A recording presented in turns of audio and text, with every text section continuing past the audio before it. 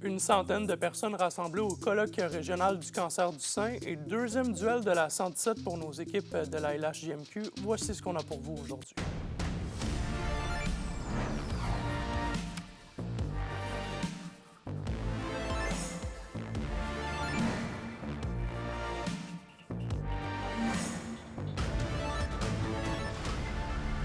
Bon vendredi soir tout le monde, André Audet avec vous.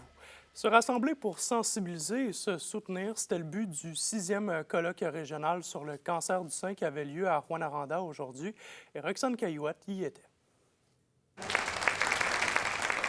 Une centaine de personnes réunies à Rouyn-Noranda pour la sensibilisation du cancer du sein.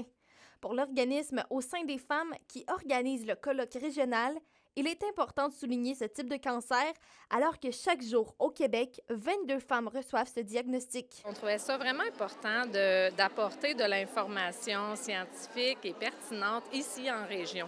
Donc, on fait venir des conférenciers de l'extérieur, mais également, on utilise nos belles ressources locales ici. Au-delà du diagnostic, c'est le thème de cet événement qui est une occasion de soutenir les personnes touchées par la maladie et leurs proches. Souvent, les proches aidants avec les patients ne parleront pas de leur expérience parce que c'est deux expériences complètement différentes, à part le mot cancer qui nous relie. Mais c'est difficile. Puis dans la société, parler de proche aidant, c'est encore malheureusement tabou. Un jour, j'aimerais que chaque proche aidant se fasse reconnaître puis qu'il se fasse dire « Hey, wow, bravo, t'as donné du temps pour quelqu'un. Je te félicite. » L'an dernier, ce sont 115 femmes de la région qui ont appris à être atteintes de la maladie et seulement 30 d'entre elles étaient âgées de plus de 65 ans. Selon le docteur Alexandre Viault, le dépistage pourrait se faire plus tôt d'ici quelques années. Actuellement, c'est à 50 ans, puis des fois, on a du retard à réussir à les faire. Je vais être bien honnête, c'est pas toujours facile. Donc, il y a une question de ressources, de pour, de contre. C'est sûr qu'on sait qu'il y a plus de cancers du sein jeunes, tranquillement, pas vite. Les statistiques le montrent un peu que ça s'en va vers le bas. On n'a pas les causes exactes. Je pense que dans 5 à 10 ans, c'est certain qu'il va y avoir probablement eu un changement, mais moi, je me fie aux recommandations officielles. Le docteur Viault présentait une conférence sur les cancers héréditaires parmi une dizaine d'autres sur d'autres aspects comme l'activité physique et la nutrition. J'ai très peu vu de congrès aussi diversifiés au niveau de la vulgarisation, du service, des bénévoles et tout. Fait que je suis très, très fier de l'organisme, puis de ma région et ma ville. Depuis peu, l'organisme Au sein des femmes est désormais à portée régionale avec des activités virtuelles et l'équipe souhaite se déplacer à travers la région pour offrir leurs services dans les prochaines années. Roxane Caillouette, RNC Nouvelles, Rouyn-Noranda. Est-ce possible de vieillir dans un milieu éloigné en 2025? Mon collègue Anthony Dallaire vous propose ce soir le portrait de Mme Huguette Boivin-Charron, qui a fêté ses 93 ans la semaine dernière à Villebois. Et bien que Mme Boivin-Charron soit encore en forme, certaines tâches du quotidien deviennent plus difficiles pour elle et l'empêchent de vivre complètement seule. Je veux que ça aille bien jusqu'à la fin. Huguette Boivin-Charron, 92 ans, est la preuve qu'avec la bonne méthode, le bon tissu social, il est possible de vivre longtemps, bien et loin de tout, à la maison. L'aide là, que j'ai eue, là, c'est mon fils. Parce que j'étais plus capable de rester dans l'autre maison, tout seul. Fait que plutôt que de m'en aller dans un foyer, bien, il a préféré me garder ici avec eux autres. Installée dans la résidence érigée par son père dans les années 30, Mme Charron a bien l'intention d'y vivre jusqu'à ses derniers instants. Parce que si je serais poignée dans une maison de pension, ben non, à l'hôpital, là, je serais bien malheureuse.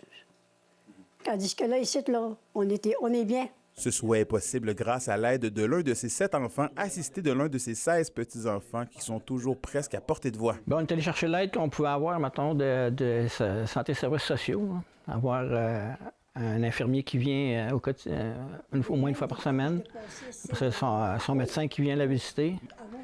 L'aide au bain. Et puis le reste, ben, c'est se donner ces petits bonheurs quotidiens, mettons, si on a la chance d'aller dehors, faire du bois de poêle ou aller se promener. Un autre aspect important de ce cercle est l'ajout de Guylaine Tremblay, qui agit à titre de dame de compagnie. Cette dernière passe 37h30 par semaine avec Mme Charron. C'est pas assez, hein?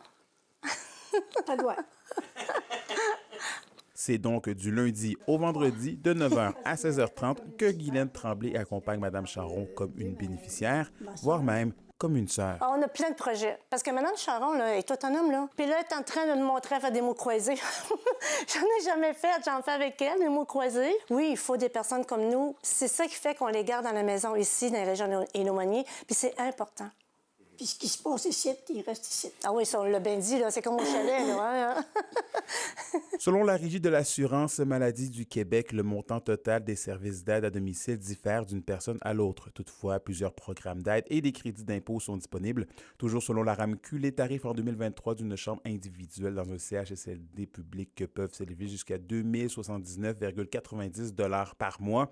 Au-delà du prix, Pierre-Olivier Charon témoigne avoir sa grand-mère près de lui au quotidien vaut tout l'or du monde. Tu sais, moi, c'est elle qui m'a élevé dans un sens. Là. J'ai tout passé mon temps avec de jeunesse. Fait que, tu sais, la part d'une journée à l'autre, c'est impossible dans ma tête. Fait que l'avoir avec moi tous les jours, là, c'est incroyable. Pour lui et son père, Mme Charon est tout le contraire d'un fardeau. Pour Huguette Boivin-Charon, l'amour est ce qui les tient soudés. Tu sais, là, il y a beaucoup de monde là, qui pourrait s'occuper de moi aussi, là. Fait que je me dis, si jamais que je viens trop pesante, peut-être là, que ça va être un fardeau pour eux autres, mais ils sont forts. Ils ont de la force. Anthony Dallaire, RNC Nouvelles, Villebois.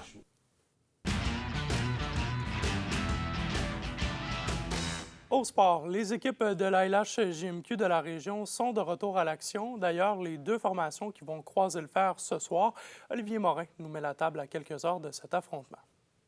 Moins d'une semaine après avoir vu les Foreurs remporter devant leurs partisans la première du duel de la 117 face aux Huskies, les deux formations en découdront à nouveau dès ce soir, cette fois-ci du côté de l'Arena Glencore. C'est sûr que la victoire de dimanche a amené une dose de confiance à notre équipe, ça, on ne se le cachera pas, mais ils savent que c'est à recommencer ces dernières nous. Ça a commencé raide notre première période là, dimanche, donc c'est important de commencer le match aussitôt que la rondelle va tomber. C'est sûr que de les revoir devant nous dès ce soir, c'est une opportunité pour notre équipe de rebondir. Puis, comme j'ai dit, on a eu une très bonne semaine, puis je suis convaincu qu'on va être prêt dès 7 heures. Malgré le gain de dimanche dernier, il reste que le Vert et Or doit mettre l'accent sur certains détails, comme le mentionne Maxime Desruisseaux. C'est notre manière de jouer, c'est notre manière de commencer les matchs, c'est notre manière de... Tu sais, quand je parle d'habitude de travail, tu sais, on se le cachera pas. Oui, on veut le 2 points à la fin, mais l'objectif, c'est de grandir puis d'avancer comme équipe. Même constat du côté de la Meute, alors que l'équipe veut connaître des meilleurs matchs, malgré le bon début de saison. On est toujours en quête là, de jouer un match complet de 60 minutes. Où on n'a pas de relâchement, on n'a pas de, on donne pas de. Il y a trop de soirs où on s'est battu nous-mêmes, dont dimanche face aux Foreurs en troisième période. Pour moi, c'était pas une situation où on s'est fait battre, on s'est battu nous-mêmes. Pour Steve Hartley, il s'agit d'une question d'effort de la part de son groupe, dont notamment de ses vétérans, pour être en mesure de corriger le problème. On se doit de prendre charge, puis. Puis ça part par nos vétérans qui reviennent. Ils l'ont fait l'an passé en séries éliminatoires. Ils ont amené cette équipe-là. C'est juste qu'en troisième ronde contre les Wildcats de Moncton. Puis on se doit de revoir cet engagement-là qu'on a vu en séries éliminatoires. Alors que du côté des Foreurs, ça passe par le système. On sera de plus en plus difficile à jouer contre là, dans notre manière de jouer, mais on avance là, step by step. Au fur et à mesure que la saison avance, on va être meilleur de partie en partie. Foreurs et Huskies compléteront leur fin de semaine d'action en recevant chacun leur tour la visite des Tigres de Victoriaville. Olivier Morin, RNC Nouvelles, Rwanda. Et à la météo pour ce soir et cette nuit, des nuages sur tout le territoire alors qu'on attend 30 % de probabilité d'averse en Abitibi. Il faudra être prudent, des nappes de brouillard pourraient se former, minimum de 11 degrés partout. Demain samedi, du brouillard à matinée et ça se dégage par la suite avec du beau soleil, maximum de 25 degrés. Et un aperçu pour dimanche, plein soleil avec des maximums aux allures d'été entre 28 et 27 degrés. Il faudra en profiter pleinement car la pluie qui devrait revenir cogner à nos portes la semaine prochaine avec des températures beaucoup plus fraîches. Et c'est ainsi qu'on a vu cette semaine d'actualité régionale. Merci beaucoup d'avoir été du rendez-vous une fois de plus ce soir. On se retrouve lundi. D'ici là, bonne soirée, excellent week-end à vous.